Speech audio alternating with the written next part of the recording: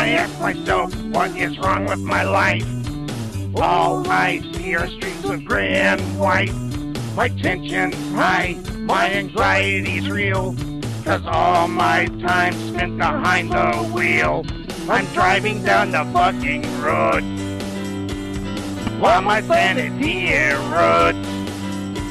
I'm driving down the fucking road and it's fucking boring. Yeah, Right, mate. really fucking boring. Yeah. Right.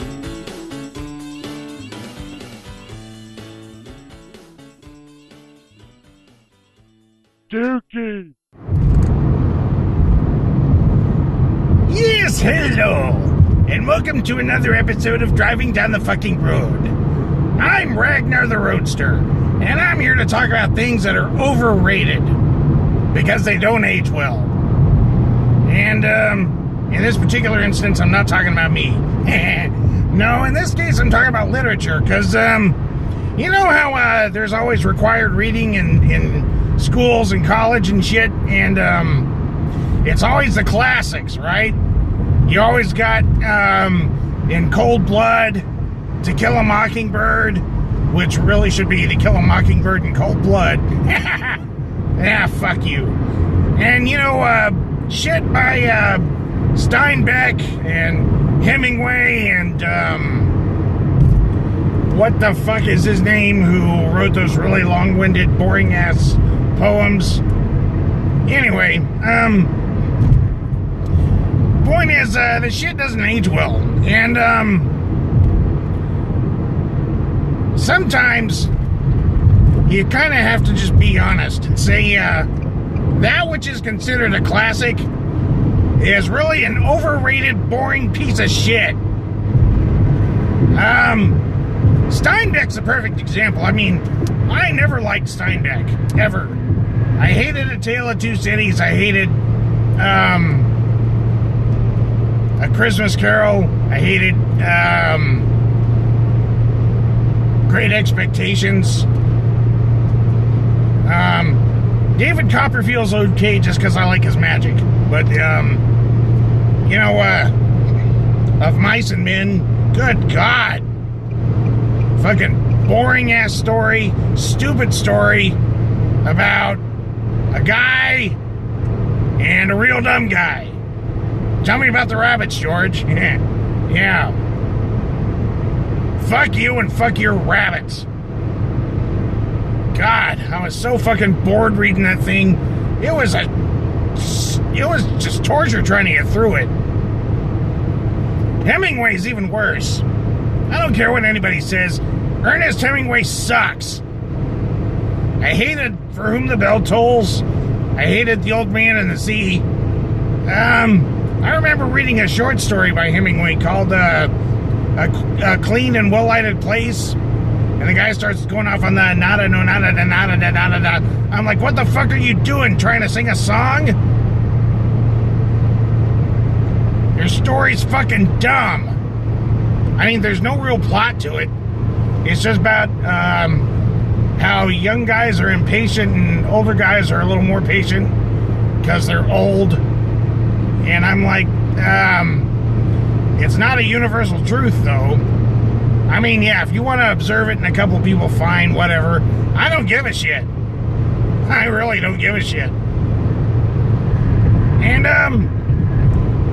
that stupid bullshit about how, Hemingway wrote the world's shortest story, which was like 6 words long.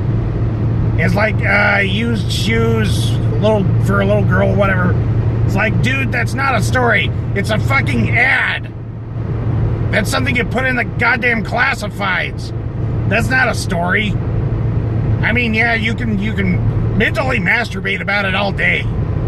But the fact of the matter is, it's still bullshit. You know, times have changed. Writing styles have changed. And let's be honest, because it's true, attention spans have changed. And tastes have always been kind of a, you know, anything but a one-size-fits-all kind of situation. I mean, You got stuff like Fanny Hill that's still considered taboo and inappropriate just because there's a lot of sex in it. Because Americans have this big fucking ridiculous hang-up about sex. And it's like, look, it's a woman who's having sex, okay? This is not the end of the world. I mean, fuck, how do you think you got here? Because I'm going to tell you right now, you didn't grow in a fucking tree, even though your thinking is as wooden as it could possibly be. Asshole. But yeah,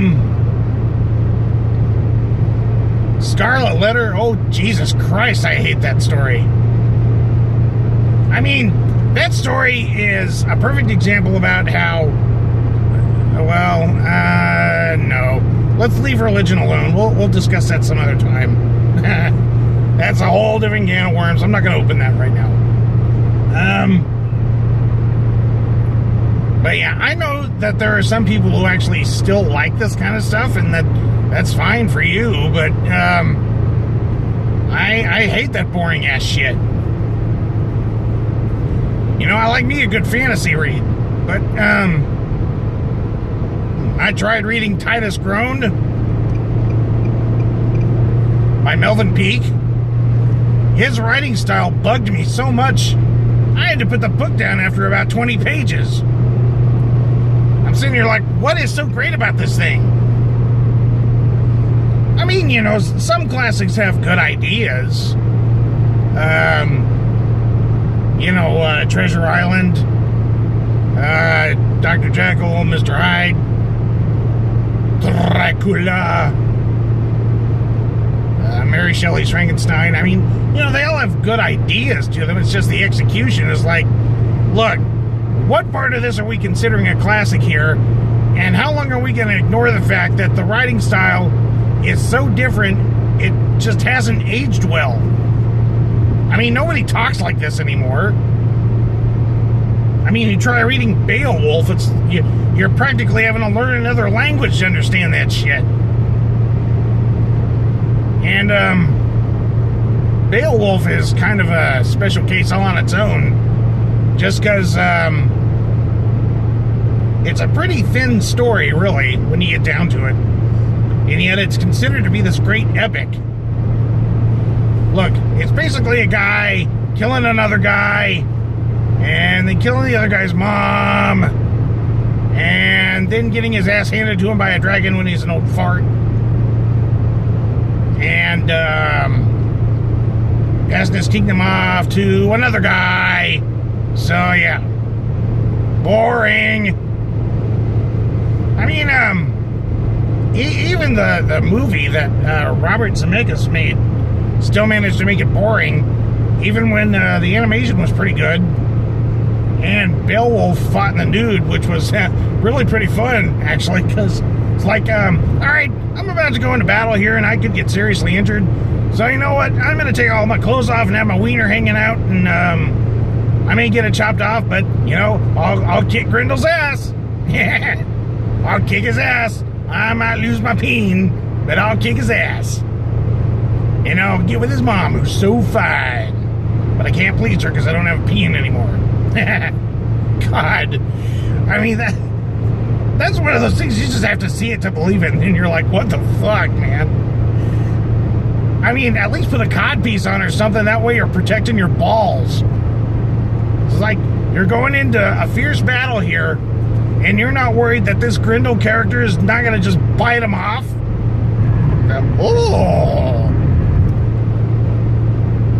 Whale balls.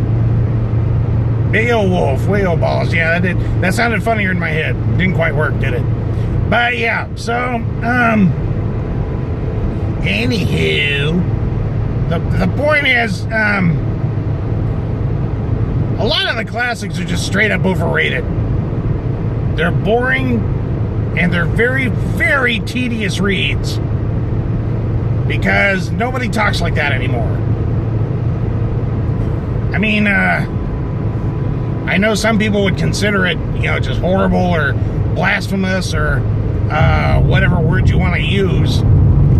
But maybe somebody should try to do an update. You know, do an adjustment, so to speak, so that the stories are more in line with the writing styles used nowadays. I mean, why not? They did the revamped fairy tales and the let's see.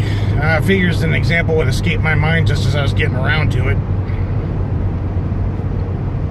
But you know what I'm saying.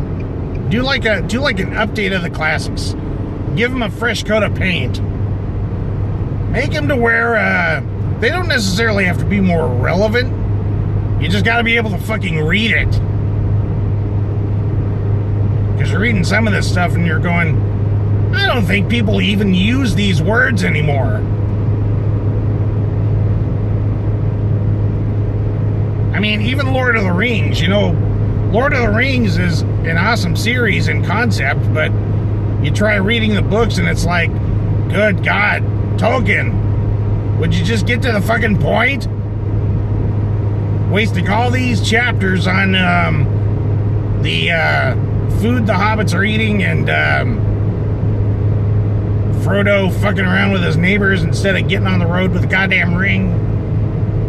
And, yeah. Who cares? Just get on with the story. I mean, shoot, there are plenty of modern books that have this problem. I mean, you know, I love Game of Thrones. But, one criticism for George R.R. Martin, and, you know, you can tell it's the Tolkien influence coming through. He spends way too much time talking about feasts. Feasts and, shit people are wearing and, people taking a dump and all that stuff. And yet when there's a major event that occurs, like, say, the death of Balin Greyjoy, you just hear about it. You know, you didn't actually get to quote-unquote see anything until they finally depicted his death in the show. And it's like, why didn't you devote a chapter to this? I mean, yeah, okay, so you didn't have a point of view character. Establish a new one. That's what you've been doing anyway. New point of view characters popping up all the time. Getting rid of the other ones because, you know, Ned's dead and a whole bunch of other people are dead. So, you're coming up with new POV characters anyway. I mean, would another one really have made that much of a difference? But, I mean, if his death is supposed to be so significant, why do you just simply have it mentioned in passing instead of emphasized in a chapter? You know, George, show, don't tell, that kind of thing. But, yeah. Actually, that I think is what illustrates the problem with the classics more than anything else. They're not telling, they're not showing, they're telling. It's all a bunch of telling. It's like, tell the story, but don't tell the story. You know what I'm saying? Show, don't tell. They ram it down your fucking throats in composition class. So why can't you just show and not tell, huh? Isn't that the point? It's supposed to be like, you know, allow the people to see what's going on. Allow your readers to experience the story. No, it's fucking Hemingway. We gotta sit through a whole bunch of mental masturbation bullshit. Because people were bored back then. They didn't have enough to do. They were waiting a long time for that Xbox to come out. 1950s. It's like, in the future, there's going to be this thing called an Xbox. I don't know what the fuck it is, but I wish it'd hurry up and get here. I'm bored. Stuck here reading Hemingway. So, yeah. Yeah. If you're going to do required reading, at least choose something that's not so fucking boring. I mean, why do you think students dread it so much? Because it's boring. Choose something engaging. You know, it doesn't have to be something they like necessarily, but if it's engaging, they'll read it and they'll talk about it. Heaven forbid, they might actually learn something from it. Just saying. Anyway, that's all I really wanted to talk about today, so we're gonna let you all go.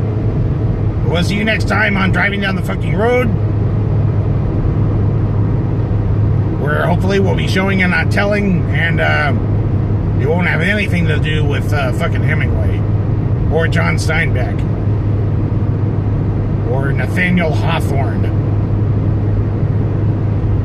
or any of those other fuckers.